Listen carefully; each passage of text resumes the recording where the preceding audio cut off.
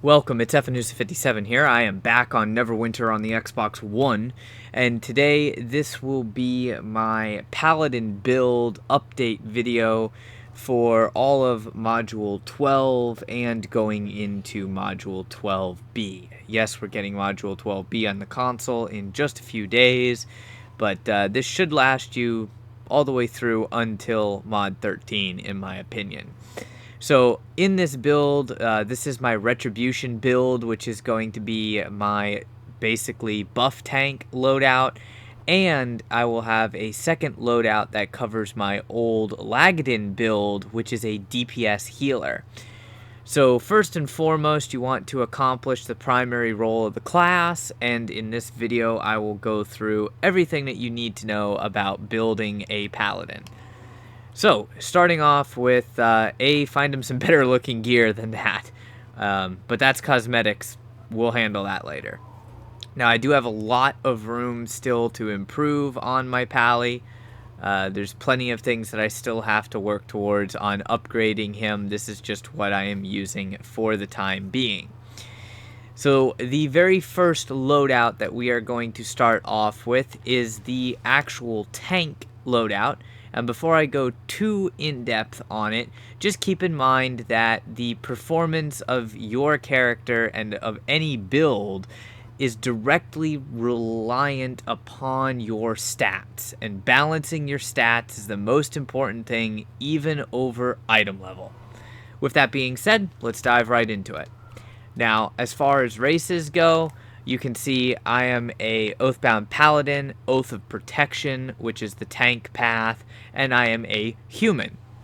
In my opinion, I like human the best, and the rest of this build will be under the pretense that you are human. However, you could also use Dragonborn, or probably the absolute best would be Metallic Ancestral Dragonborn if you had it. I don't have it, so I'm not going to worry about it.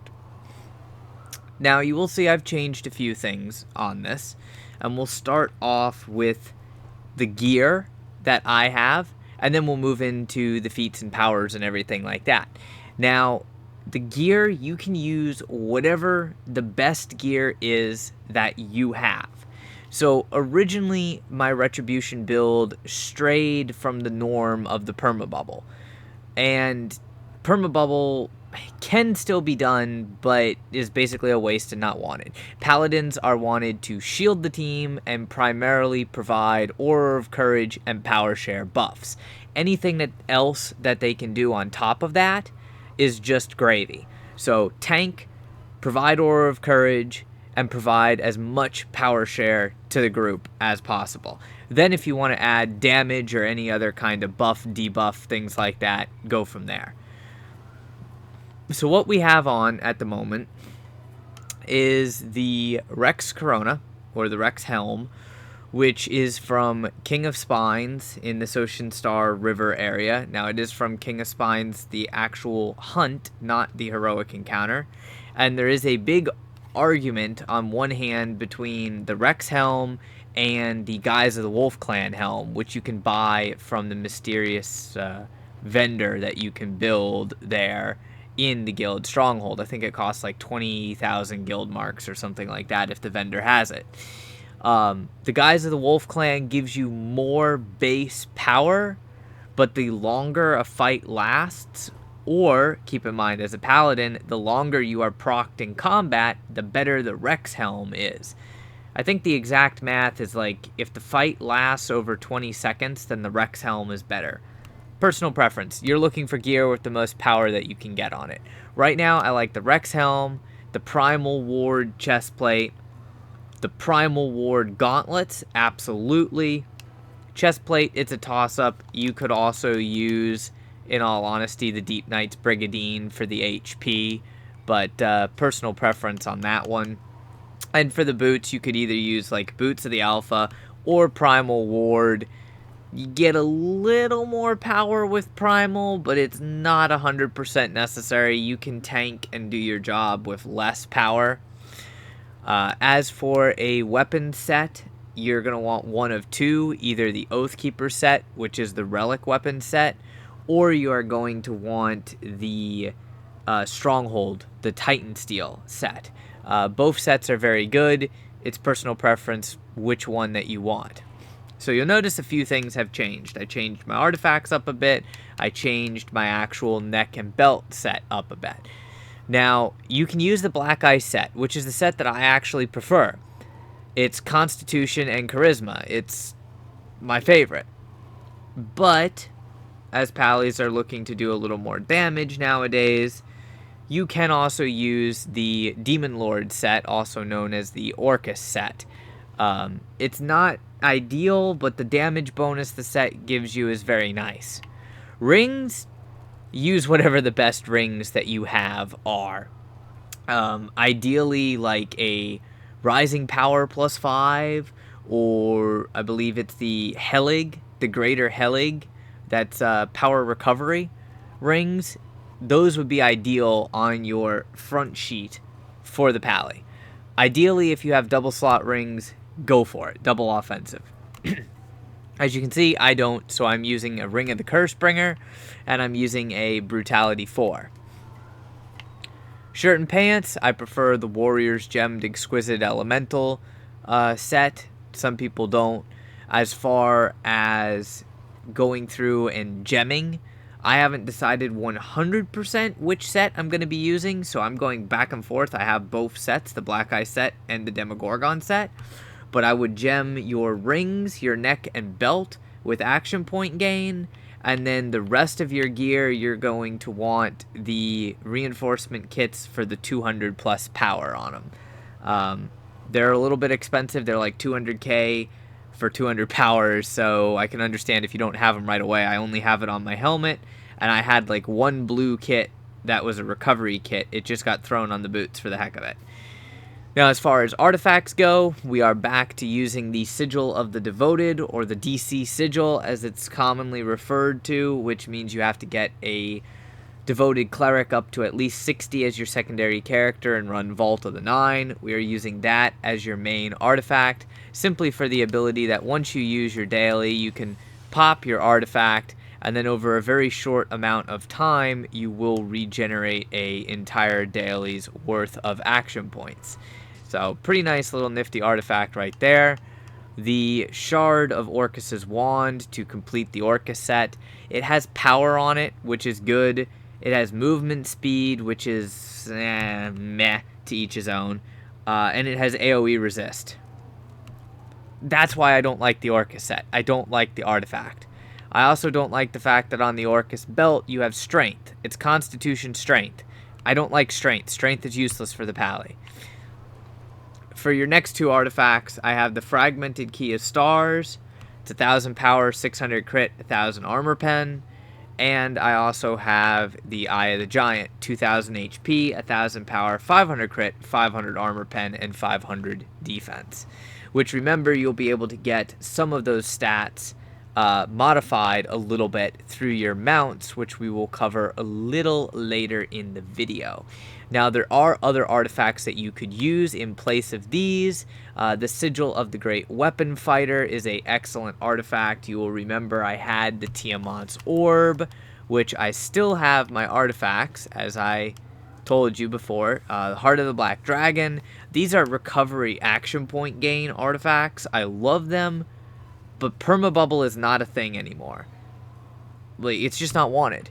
So the need to double dip on recovery and action point gain to micromanage a 6-second bubble that doesn't even redirect 100% of the damage anymore is kind of irrelevant.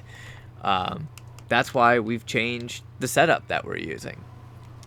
Now, as far as enchantments go, the Paladin's pretty simple. On your front sheet, on your character, everything in the offensive slots, Radiance. Everything in the defensive slots, Radiance. Everything offensive, Power. The more power you have, the more power you share. But remember, that's base power, not buffed power. It doesn't go off of buffed power. It goes off of base. Secondly, the defensive slots is HP. The more HP you have, the more tanky you are, the more damage you deal through Aura of Courage, which means the more temporary HP you get through Templar's Wrath. As for an armor enchantment, The armor enchantment that I prefer, because they're all kind of underwhelming on the Paladin, is the Briar Twine.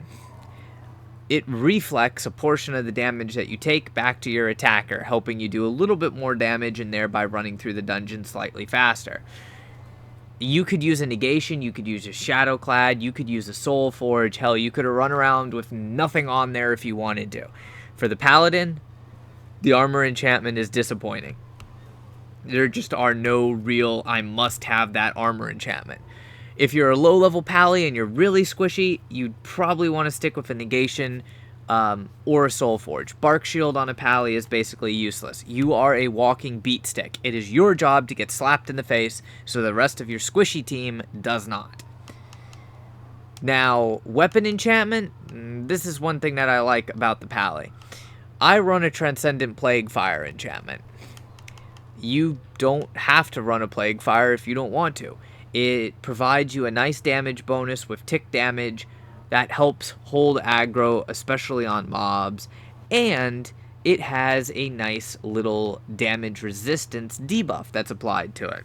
However, you could also use Fey Touch, you could use Dread if you really wanted to, but I really wouldn't recommend that one. Or you could use like Terror. I've also seen Frost, but Frost is more of the DC thing.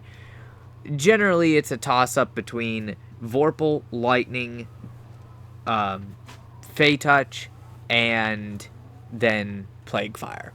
So, really personal preference on the pally. There's a lot of different enchantments you can use for it. Just keep in mind, if someone else is running a Plague Fire enchantments do not stack. Not anymore, at least. Also, in one of your offensive slots, now this is just my personal opinion, it's a toss-up because you're sacrificing 700 power that you could be power sharing 25% of that. But because I'm geared towards doing a little bit more damage, I really do like one of the enchantments called a Tenebrous enchantment, because what it does is when you strike a foe, you have a chance to deal a percentage of your current HP and necrotic damage. So it just depends on how you and your team feels whether or not it's worth it. I like having one on there, but I also have another Radiant that I could swap it out with and power share more if that's what the group wants. It's just personal preference for me. So now you know the gear and everything that I'm running for. You can see my stats. What I'm going for is everything into Constitution and Charisma. Now you can see all the points that I have, and of course the belt gives me +2 to Strength and +2 to Constitution. I don't remember my initial roll off the top of my head. I'll try and put it in the description. It's been a little while since I re-rolled the pally. But you're going for as much HP as you can get and as much base power as you can get. Now this is relatively low on the base power. My highest enchantments are like rank 10s, my highest ones, except for my bondings. So ideally you want that number to be about 50k. Then the next two stats you need to manage are going to be down here, and it's going to be your critical hit chance and your resistance ignored. But the important numbers are when buffed by your companion. We'll cover that in a minute. So let's go ahead and move into the powers that you're going to use. Left trigger, Radiant Strike. This is very helpful for boosting your armor pen a little bit, dealing damage to multiple enemies, and most importantly, lunging into combat. For your primary at will, it's your choice between Oath Strike and Shielding Strike. Shielding Strike does a little bit more damage, plus it provides the shield, so most pallies like it better than Oath Strike. However, if you're having trouble holding aggro, the additional threat that Oath Strike builds is nice. Personal preference, it's up to you. I switch back and forth between the two of them. That's why you see I have both powers at +4. Now, never fear, I have 98 power points. The maximum power points you can get is 124. You only have 70 when you reach level 70, but you can earn them by earning overlevel or XP rewards after reaching level 70. You can make them in the Sharandar campaign, and you can buy them from the Zen Market. So they're super easy. Now for auras, which these are like your class personals, Aura of Courage, this basically never comes off as the tank. It's always there. Secondary would be Aura of Wisdom. The only time that Aura of Wisdom changes is possibly for Truth or Vengeance, and that would only be if there is a second paladin in the group, either a secondary pally in like a 10-man instance, or a paladin as a healadin, and you're communicating between each other, then only one person will run Wisdom. Other than that, up to you. As far as dailies go, on my LB and Y, I have Divine Judgment. That's my damage dealing power. And then my primary use daily is down here at the bottom, Shield of Faith. Now the reason why we run Shield of Faith is because what it does is it protects your allies from damage taken by reducing it by 30%, and they receive 30% more incoming healing. Now the thing of it is, it only lasts for 12 seconds, which is 6 seconds longer than what Divine Protector, this ability down here, that we used to use. Now, Divine Protector still has certain situations where it's better because it provides 60%.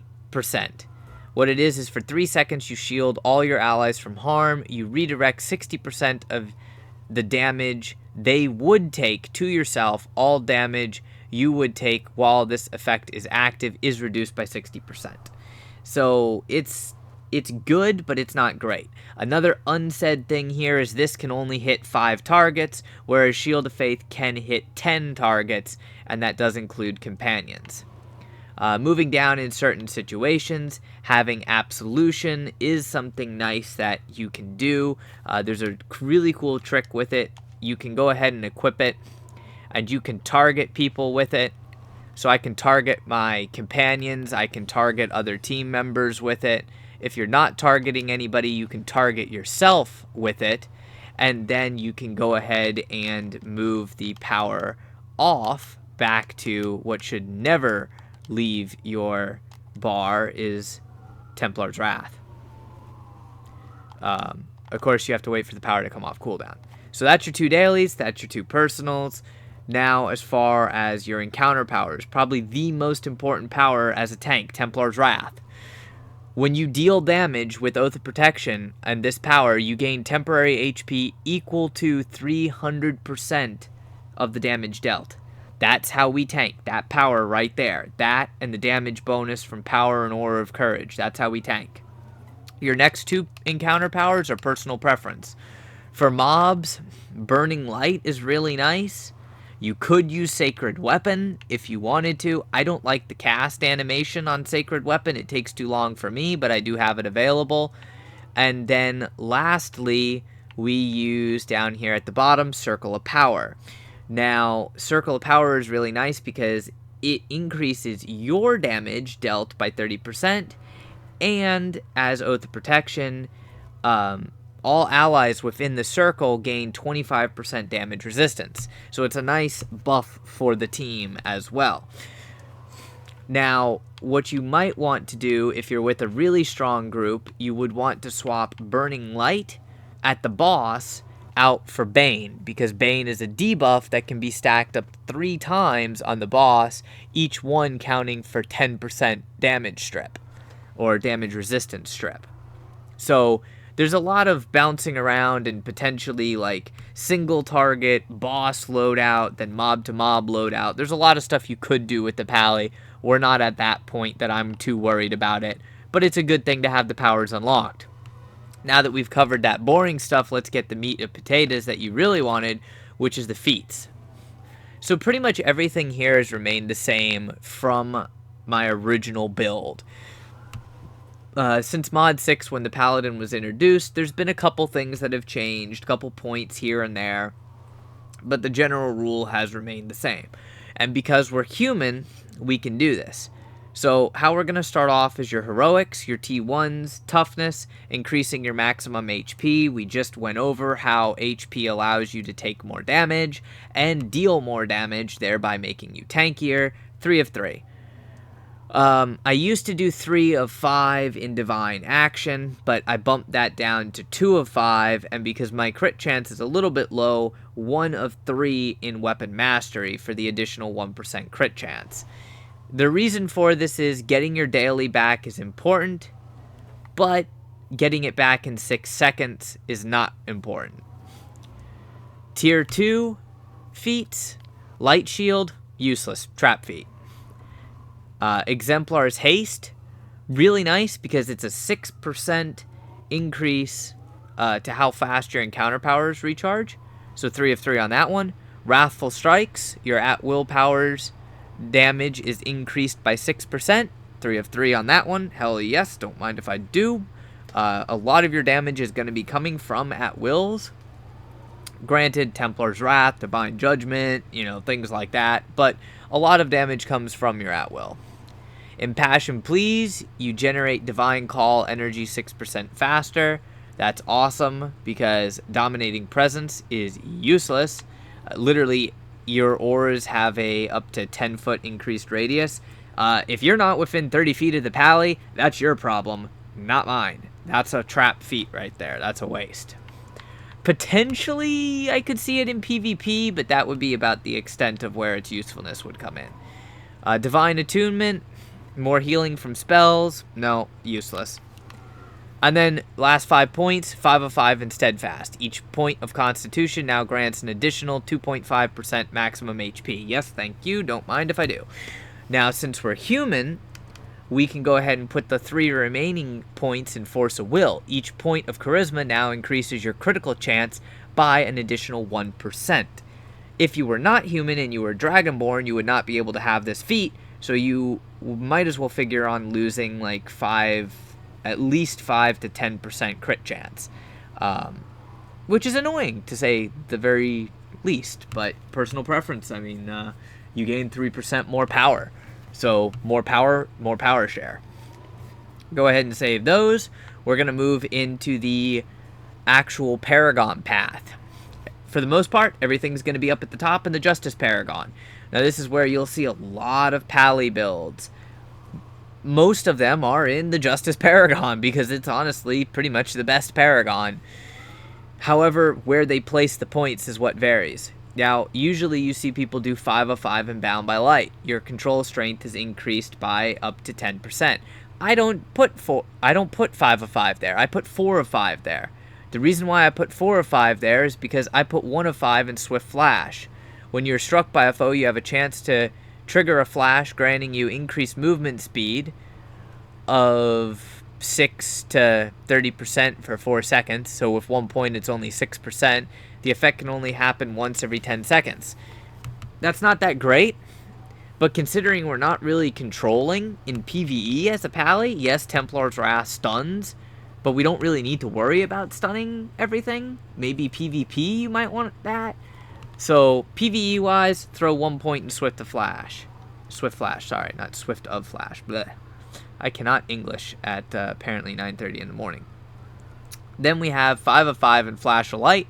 Your encounter powers have a 25% chance to reduce the cooldown of nearby allies' encounter powers by 10%. Well, hell yes, don't mind if I do. Furious Reversal, useless trap feat. Stem the Tide, useless trap feat. Great for soloing content, completely useless in a group.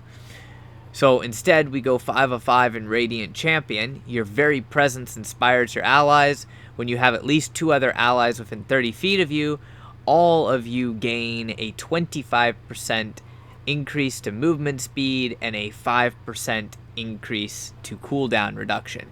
The bad thing is, this only works when you're procced in combat. I know, disappointed face. Moving on from there, 5 of 5 in Echoes of Light. Your at-will powers have a 10% chance to trigger Echo on you. Echo makes it so that your next encounter power instantly recharges all of your encounter powers. The effect can only occur once every 15 seconds. Beacon of Hope, useless, not what we're looking for. Now this is where I split points. Originally we did have points in Prism, but also we were using Divine Protector. Then back in like mod 11, we removed the points from Prism due to the fact that it was taking and causing a lot of lag, especially like in Tiamat and massive player instances. People hated Prism. Now, if you want, you can have 2 loadouts. You can have 1 loadout with Prism and 1 loadout without Prism. This is optional. I like Prism.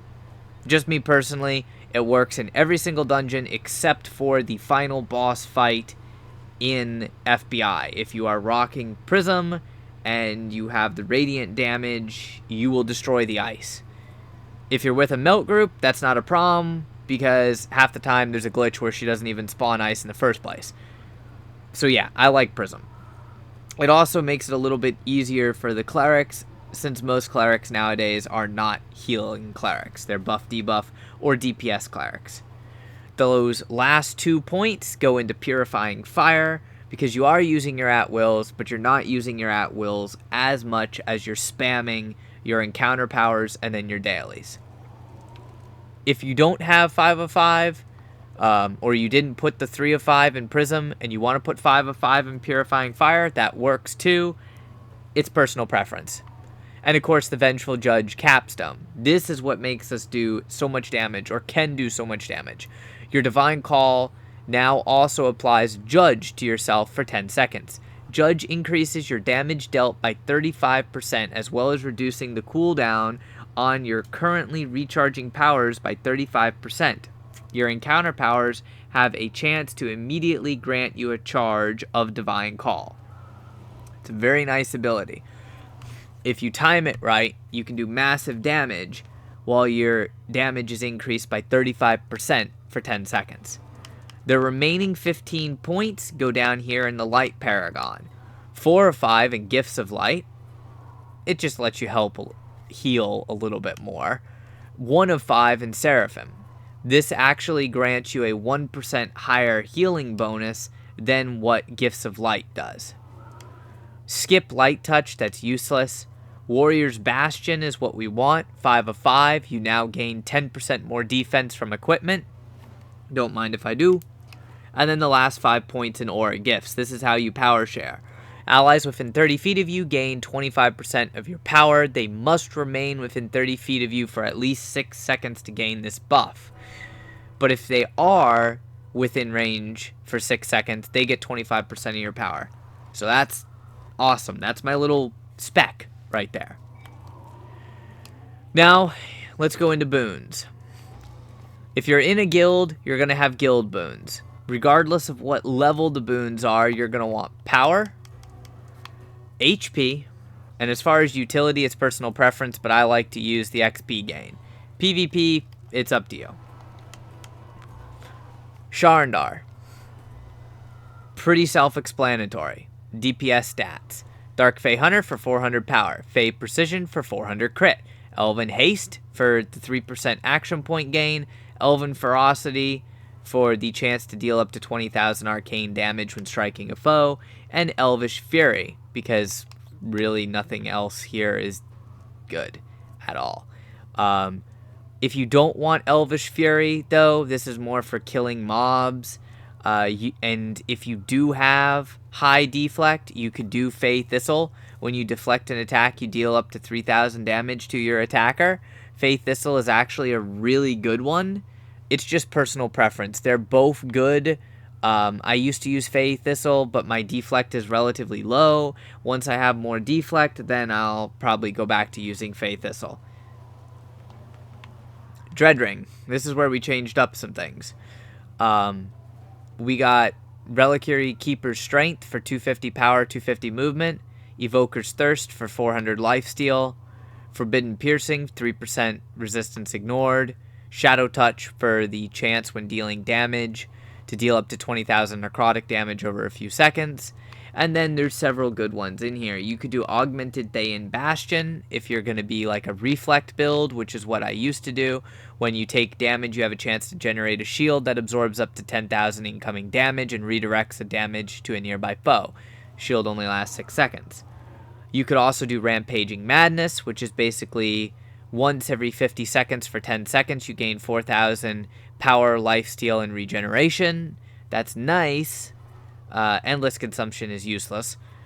Or you can do Burning Guidance. Now, I like Burning Guidance simply because of the fact that we're rocking Prism, So any heals that we do or heals that are put on us, Divine Glow, Healing Word, things like that, from the DCs, we have the ability to spread damage to targets around us. So that's why I have Burning Guidance. If you are not using Prism, then you are going to want to use Rampaging Madness or Augmented Thayan Bastion, one of those two. For Icewind Dale, we change it up just a little bit. Encroaching Tactics, 400 combat advantage. Then Refreshing Chill for the stamina gain instead of the incoming healing bonus. Sleet Skills for 2% crit severity. Cool Resolve, you gain up to 2,000 power based on how much stamina or guard you are missing. And lastly, you have pretty much two choices. Avalanche, but you have to get hit like 20 or 30 times to actually proc Avalanche. Or Rousing Warmth. When you are healed, you gain up to 3,000 damage bonus on the next attack. Granted, you don't get healed a ton, but it does come into play, especially with Burning Guidance. For Underdark, I have chosen to go with Primordial Might for power and HP, then Primordial Focus for crit and HP. Drow Ambush Tactics for combat advantage damage bonus is increased by 10%. Dwarven Footing for the 5% shorter durations when you are controlled. Being controlled is the death of any character in this game. Excuse me.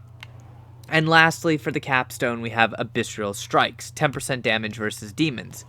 Tyranny of Dragons, relatively simple. Dragon's Claws for 400 power. Dragon's Gaze, 400 crit. Draconic Armbreaker, 400 armor pen. Dragon's Greed, 400 lifesteal. And then the last three being 1 in Dragon's Thirst for 3% lifesteal chance. And 2 in Dragon's Fury for 6.5 increased critical hit severity. Maze Engine, you're looking at Abyssal Siphoning, 5% lifesteal severity. Demonic Influence, 400 combat advantage bonus. And then lastly, Demonic Swiftness, you generate action points 3% faster. For your final capstone, my quest is glitched, but there are two of them that are really, really good. You want to go with either, like, if you're really squishy, Displace Fate, but mostly Baphomet's Might. Baphomet's Might is the go-to one, in my opinion, for the increased critical hit strike. As soon as my quest can be fixed, I will have that.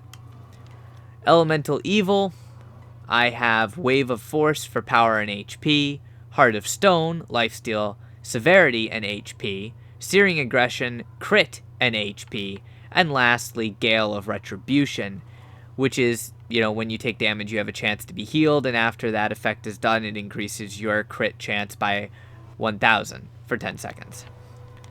For Storm King's Thunder, we have Cold Hearted, 2% lifesteal severity and HP. Then Hardy Constitution for stamina gain and Everfrost damage resistance instead of the incoming healing bonus. Icy Wrath, when taking damage, you have a chance to gain up to 2,000 bonus damage on the next attack. Glacial Strength, your maximum HP is increased by 3,200, as opposed to Vengeful Heat. When you kill a foe, you have a chance to deal up to 2,000 fire damage to all nearby enemies. It's personal preference. Vengeful Heat can be very useful in mobs, but as a general build without switching loadouts, Glacial Strength is better. Now, I'm still missing one boon point, but what I am going to do is keep 1 in Healing Warmth, and then 2 of 3 in Chill of Winter. Chill of Winter is something that you do get when striking a foe. You have a chance to get a stack, and at 10 stacks you deal damage to everyone around you. And Healing Warmth is when you heal allies, you have a chance to deal damage to enemies nearby the target. It works with Burning Guidance and Rousing Warmth. Lastly, we have the Campaign to Cloak Ascendancy. Aura of Hope, you kill an enemy, you have an aura that increases action point gain. Fiery Frenzy, 2% crit strike severity and maximum HP. Then the Fey one for lifesteal and HP. Capstone, honestly up to you, but I like this one. When you deflect an attack, you regain up to 8,000 hit points. Jungles of Cholt is super simple. I don't have the boons there because I really don't like the area, but you're going to dump all 3 of them into Tyrant's Terror for a maximum of 1,000 power and 1,600 HP, with the capstone honestly being whatever you want. You could do Impenetrable Jungle just for the shits and giggles of it. You could also do Soul Siphon. I would probably do Soul Siphon. I'll worry about that when I get to that point. Now, on both of my loadouts, my companions are the same, and my mounts are the same, which is the next thing that we're going to cover. Companions. Remember, I had a very, very different set of companions before. I will show you the ones that I had. Good old Rust Monster. And the Blacksmith. Those are the ones that changed. Rust Monster and Blacksmith are 2 excellent companions. Eventually, once you want to up your pally to a little bit more endgame, you're going to want more DPS. I used to use the Moonbow companion as my summoned companion. The Moonbow, Priestess of Cyanine Moonbow, is an excellent companion as your summoned companion. However, endgame groups usually have 100% crit chance, so its crit chance buff is wasted, which is why I have a Con Artist, because the Con Artist has a ability down here. On the 3rd strike of Wicked Strike, you now shred 10% of the target's defense. It is a debuff companion. It's also a striker. It's a little more aggressive than the Moonbow. And it has 3 ring slots. For the rings, you're going to want to use the best rings that you have access to. Now, I do have 2 rank 12 bondings and a rank 10 bonding. I'll get that up to 12. You want those to be your highest enchantments.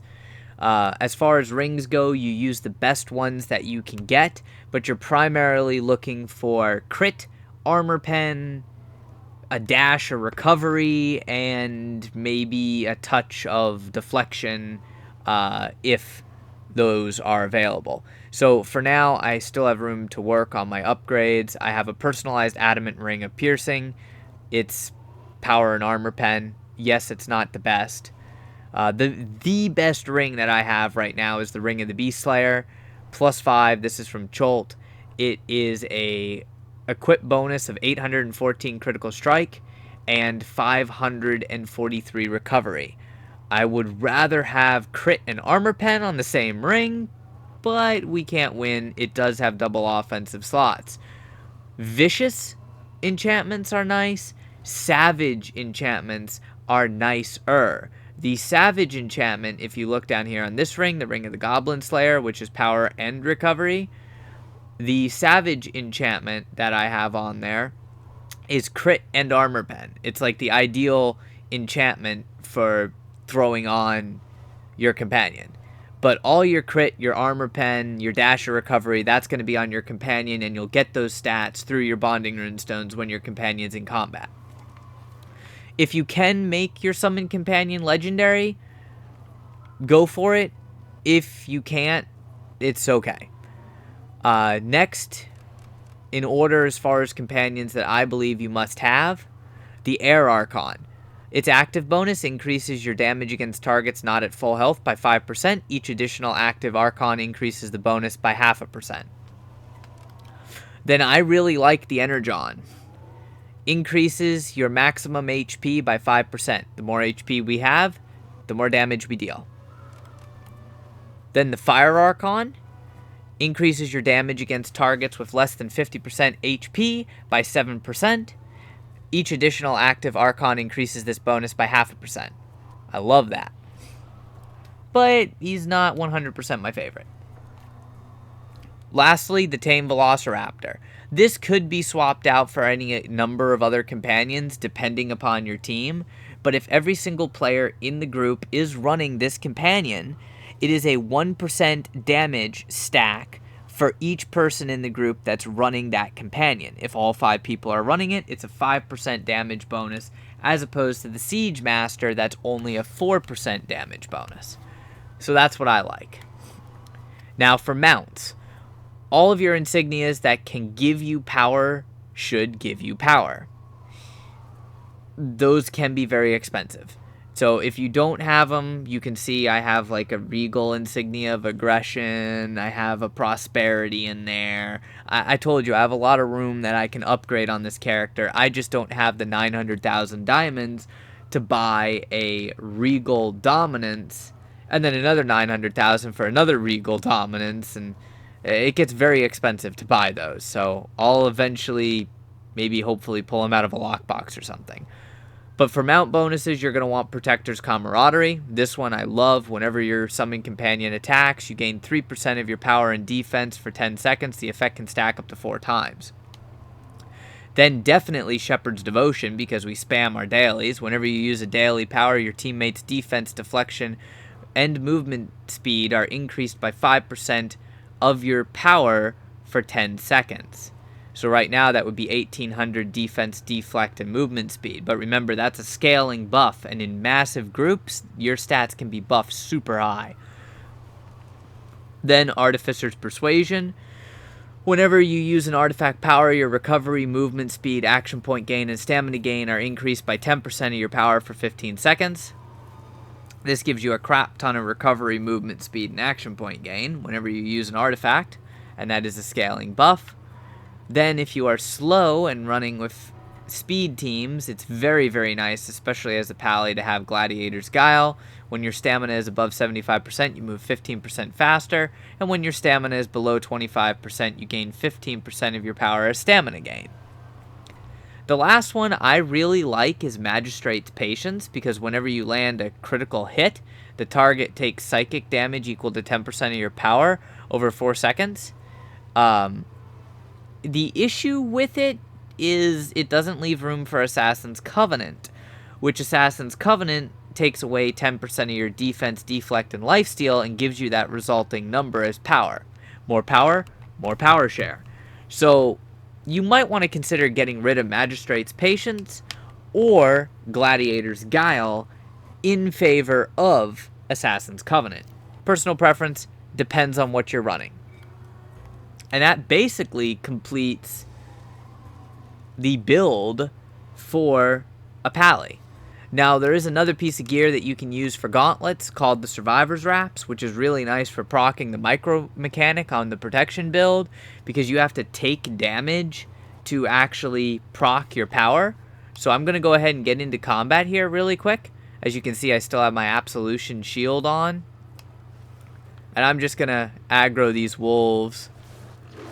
Give you an idea, they're attacking my companion. If I look at my power, it's up at 72,000. Now that I just took damage, 120,000 power. 120,000 power from that. And then I can just go ahead and hit my Templar's Wrath and do massive damage. And that's not even as high as a pally can actually proc their power. A pally can proc their power a lot higher than that. But that's just a little tiny bit on that. Now, we're going to go ahead and cover the healadin loadout. And of course, I'll try to show you a little bit. If I can get a Q group, I'll try and show you a run real quick. But generally what you want to do when going into a fight with your pally is you're going to want to go in, use Shield of Faith, pop your DC Sigil to regen your action points if you know it's going to be a quick fight. If it's not going to be a quick fight, then you can use Shield or Circle of Power to regen your action points as well.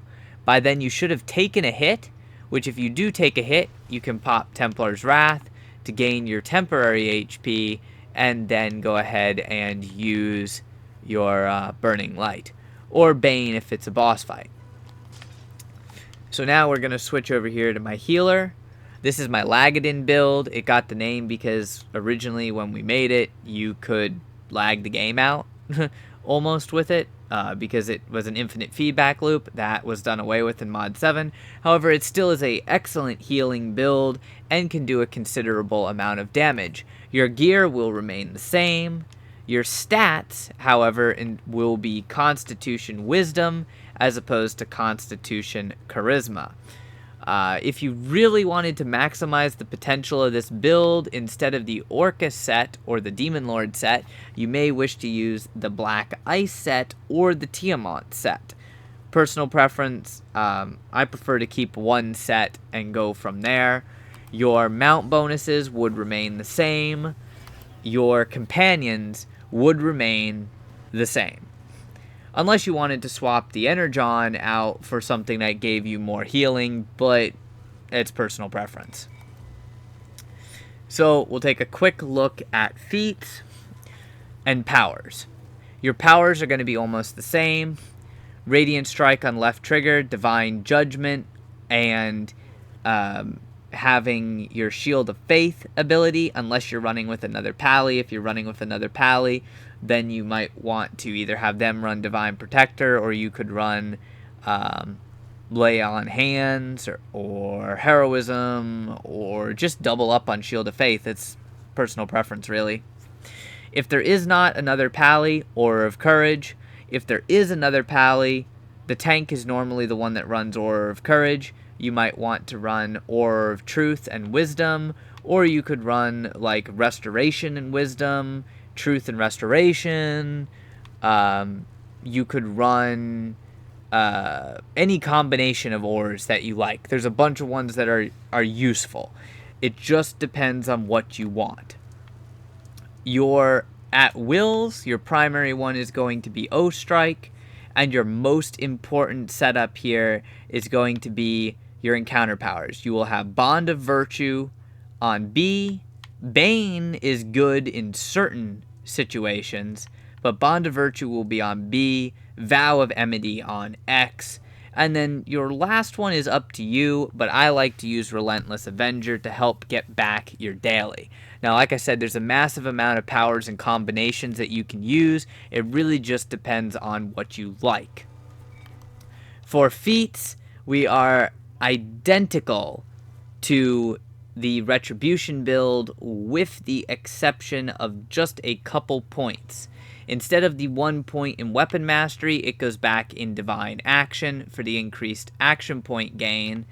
And we have, instead of 4 of 5 in Echoes of Light, we have 1 of 5 of those points placed in Beacon of Hope. The other 4 of 5 go up into Echoes of Light. 2 of 5 Purifying Fire, 3 of 5 Prism, 1 of 1 in Vengeful Judge. And if we drop down to the Light Paragon, this is where things change. 4 of 5 in Gifts of Light, 1 of 5 in Seraphim, 5 of 5 in Light Touched, for your healing spells now generate 10% more action points, and then 5 of 5 in Aura Gifts for the power share. If you wanted to, and you were making this build specifically to run with another Pally, and you wanted to let them be the only one to power share, you could take those 5 points out, and you could put them back up into, like, say, 2 into Beacon of Hope, and 3 into Purifying Fire, but I personally like this setup. Boons are basically going to be identical, same thing in Guild, Power, HP, XP, in my opinion.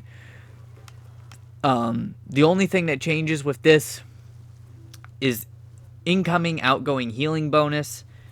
That's more helpful, but it's the same across the bottom for Sharandar. Dreadring is the exact same thing with Burning Guidance. Icewind Dell is the exact same with Rousing Warmth.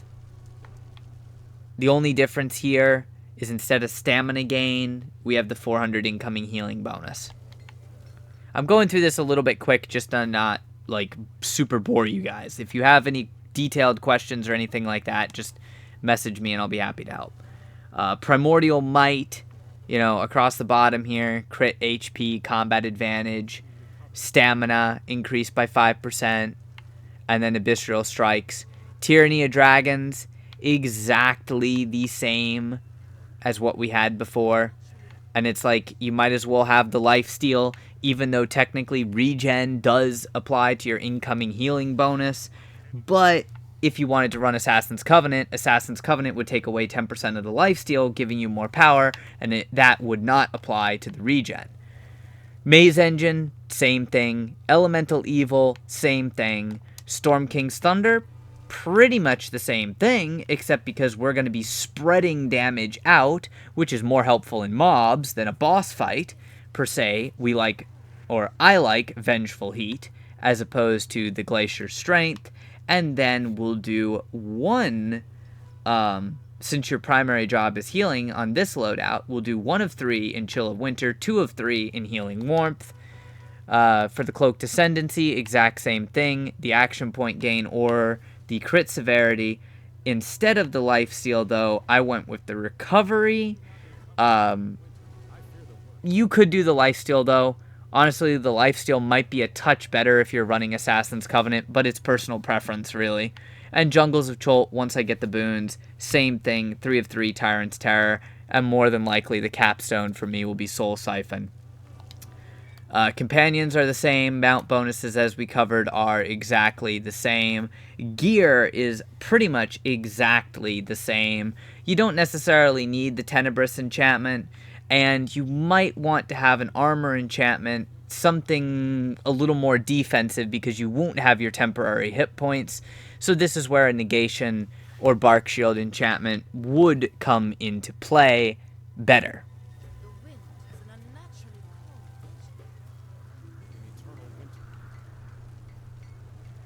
Alright, so now on to a little bit about rotation with this as a healer.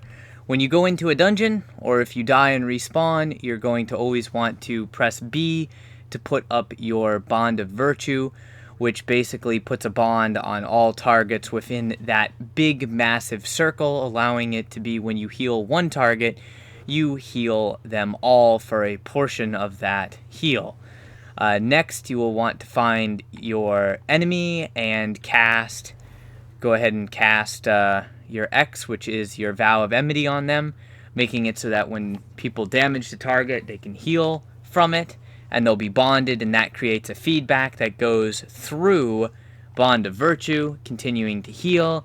And then if you use your daily, you can then use Relentless Avenger, which there is an art to using it so that you don't aggravate your teammates, but you can use Relentless Avenger to go ahead and regenerate your action point gain, or your daily, basically, both in and out of combat.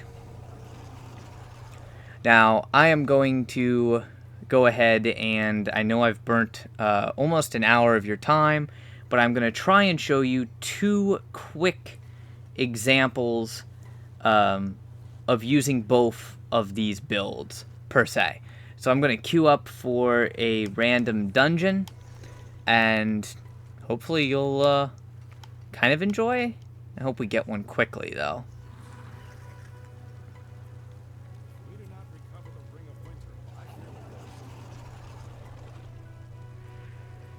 Now, before I queue, I am actually going to put on my tank loadout. I prefer that when I'm queuing randomly, because if you don't have a good tank, it can make things very difficult.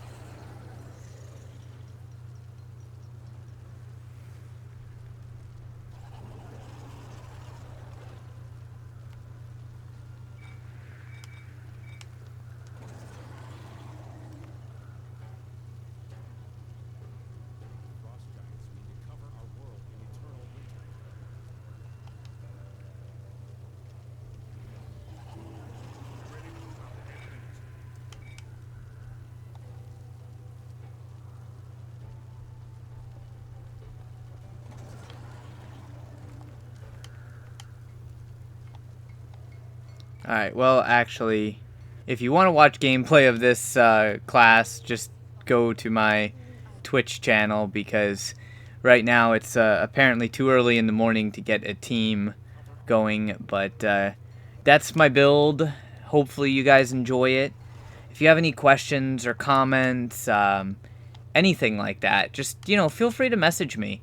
I'll leave my social media contacts in the description. So I live stream on Twitch. If you want, you're welcome to jump in there to a stream, ask any questions you have. I'm always running either my Pally or my Control Wizard, so you can actively see how the characters play. And yeah, if you enjoyed the video, make sure you share it. Leave a like on it. That greatly helps out, not only with the searchability of videos here on YouTube, but that is what supports us in being able to continue to make these videos for you. So, other than that, don't forget to subscribe for more content. Until next time, stay frosty.